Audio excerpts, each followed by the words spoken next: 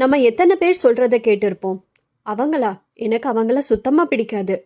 காரணம் என்னன்னு கேட்டா அது ஒன்றும் பெருசா இருக்காது. ஆனாலும் பிடிக்கலைன்னு ஒதுக்கி வைப்போம்.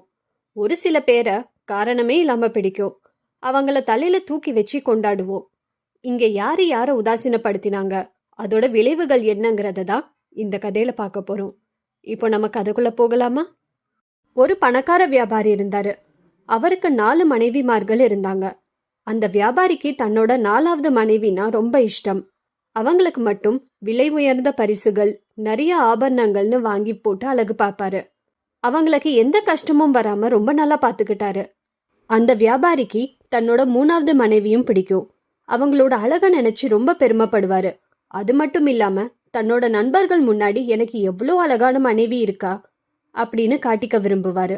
எவ்வளவு அன்பு 3வது மனைவி மேல இருந்தாலும் அந்த வியாபாரிக்கு அவங்க மேல நம்பிக்கை மட்டும் இல்ல. எங்க இவ என்னை விட்டுட்டு வேற ஒருத்தனோட போயிடுவாளோன்னு நினைப்பாரு. அந்த வியாபாரிக்கு தன்னோட 2வது மனைவியும் பிடிக்கும். ஏன்னா 2வது மனைவி ரொம்ப பொறுமைசாலி. கணவன் மேல ரொம்ப அக்கறையா இருந்தாங்க. அவருக்கு எப்போ எந்த பிரச்சனை வந்தாலும் அவரோட 2வது மனைவி தான் அதை தீர்த்து வைப்பாங்க.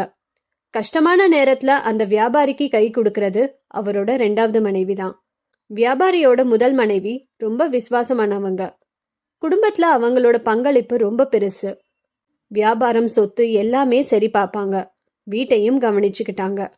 முதல் மனைவிக்கு அவங்க கணவன் மேல அளவில்லா அன்பு இருந்தாலும் வியாபாரிக்கு அவங்க முதல் மனைவி மேல கொஞ்சம் கூட பாசமோ அன்போ இல்ல. அவங்கள பெருசா கவனிக்கவும் இல்ல. சில வருஷங்கள் ஆனது. வியாபாரிக்கு உடம்பு முடியல. அவரு படுத்த படுக்கையாயிட்டாரு. இன்னும் ரொம்ப காலம் இருக்க போறது இல்லைன்னு தெரிஞ்சுக்கிட்ட வியாபாரிக்கு ஒரு சின்ன வருத்தம் இருந்தது. வயசுல நல்ல காசு, பணம், பேருன்னு சம்பாதிச்சாச்சு. 4 மனைவிகளோட வாழ்ந்தாச்சு. ஆனா என்னவோ இப்போ தனியா சாகுறது அவருக்கு வருத்தமா இருந்தது.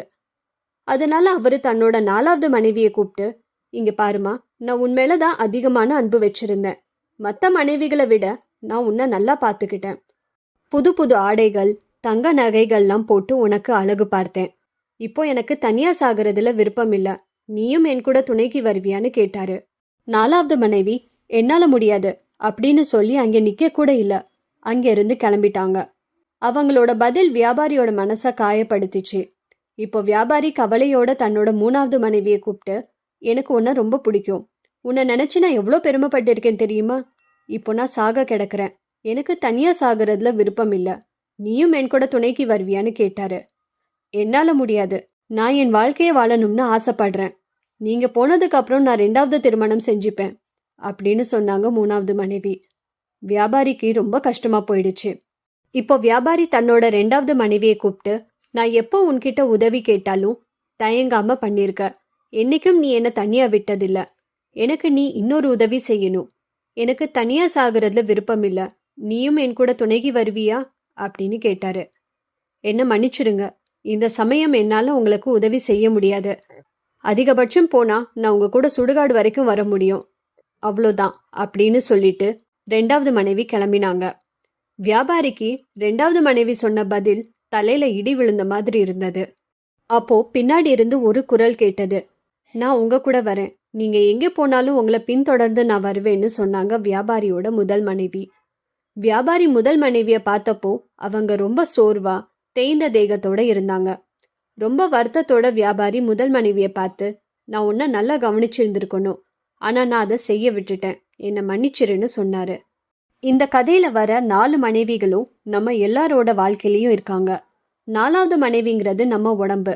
அதை எவ்வளோ நல்லா நேரம் கொடுத்து பார்த்துக்கிட்டாலும், நல்ல மணமணக்கிற பொருட்களை பூசினாலும் ஒரு நாள் இல்லை ஒரு நாள் அது நம்ம விட்டு போக தான் போகுது. 3வது மனைவிங்கிறது நம்ம உடைமைகள், சொத்துகள். ஒரு நாள் இல்லை ஒரு நாள் அது வேற ஒருத்தவங்க கிட்ட போயிடும்.